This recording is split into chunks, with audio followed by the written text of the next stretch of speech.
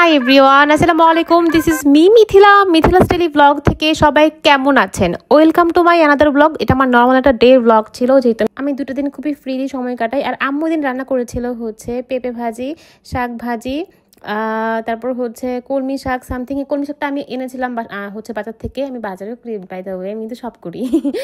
যে রাত এসে চুলো ভাজা, আমি কিন্তু সবকিছু করতে পারি মোটামুটি, আলহামদুলিল্লাহ। তো সন্ধ্যার সময় গেছিলাম আবার নানার বাসায়, একটু গিয়েছিলাম। তো মুহামিনকে আমি একটু ধরে ধরে মজা করছিলাম। ও বলছিল যে পিৎজা খাবে, আজকে পিৎজা খাবে। আমি বলছি আজকে না, আমরা আরেকদিন যাবো হচ্ছে পিৎজা খাইতে। এটা প্ল্যান ছিল আজকে, যদিও কিন্তু এক্সিকিউট হয় নাই। শুক্রবার ছিল, আমি ফ্রি ছিলাম, বাট হয় নাই, কজ পিৎজা শেষ হয়ে গেছিলো, দোকান ছিল না।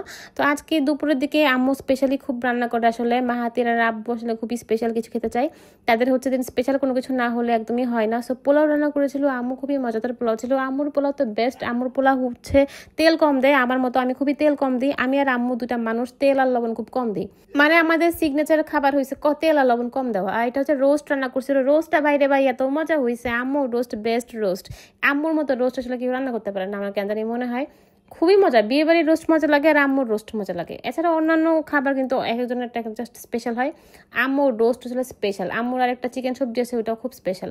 তো আমি একটু পোলাও নিচ্ছিলাম। আপনারা দেখবেন আমি কতটুকু ভাত খাই। আমি কিন্তু এখন ভাত ছাড়তে পারি না। আমি একটা টাইমে আমার জীবনে এরকম ছিল যে আমি ভাত খেতাম না। আমি এরকম যে তোমার 7 দিন বা 11 দিন 1 মাসও আমি ভাত না খেয়ে থেকেছি। বাট আমি এখন ভাত খাই মানে অল্প একদম পোলাও বা যাই আছে খাই। আমি অবশ্যই রেগুলার এক্সারসাইজ করি। জিমে না গেলে আমি রেগুলার এক্সারসাইজ করি, আমার একটা অভ্যাস, ঠিক আছে? অভ্যাস খুব ভালো জিনিস। বাট জিম করা খুবই ভালো, জাস্ট ফিটনেসের জন্য জিম না, আপনারা হচ্ছে সুস্থ থাকার জন্য আপনারা জিম করবেন। আমার পা গুলো মাঝখানে যে কি অবস্থা হয়েছিল, মানে মানে ভারী হয়ে গেছিলাম আর কি। ওজন কমলে যে ভারী হয়ে যায় এরকম না, একটু ভারী ভারী ফিল হচ্ছিল। জিম করে ঠিক হয়ে গেছি। বাট আমি খাওয়া একদমই কমাই না, সুন্দরভাবে আমি খাই। আপনারা দেখবেন আমি কি নেই।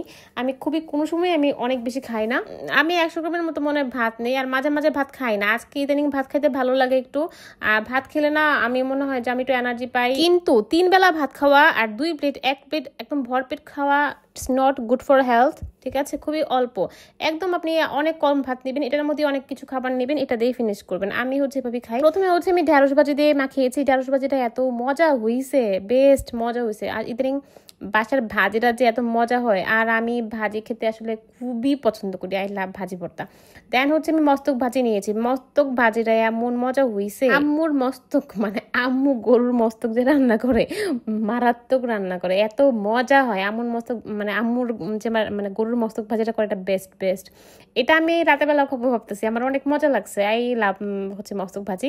দেন হচ্ছে রোস্ট। আম্মু হচ্ছে আমার বাড়ায় মাংস দিয়েছে আরেক পিস। আম্মু আমার অলওয়েজ 2 পিস মাংস দেয়, ছোটবেলা থেকে 2-3 পিস মারা মাংস দেয়। আম্মু এতে যদি কম দেয় আমাকে একটাই দেয়, কলিজা অবশ্যই দেয়, কিন্তু আমি আবার এই মাংসটা কমাই ফেলছি, মানে ছোট পিসটা জাস্ট কমাইছি, রানটা খাইছি আর কলিজাটা খাইছি। এভাবেই হচ্ছে খাবার দাবার খাবেন, কম কম করে সবকিছু খাবেন, ভাতের পরিমাণ কম খাবেন, তাহলে হেলদি থাকবেন, ফিট থাকবেন। এটা হচ্ছে আমার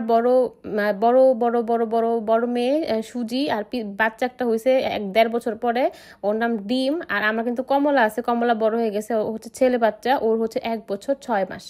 তো আমার 3টা বিড়াল আপাতত আছে। সবাই দোয়া করবেন। Till then take care, tata, bye bye, আল্লাহ হাফেজ, থ্যাঙ্কস ফর ওয়াচিং।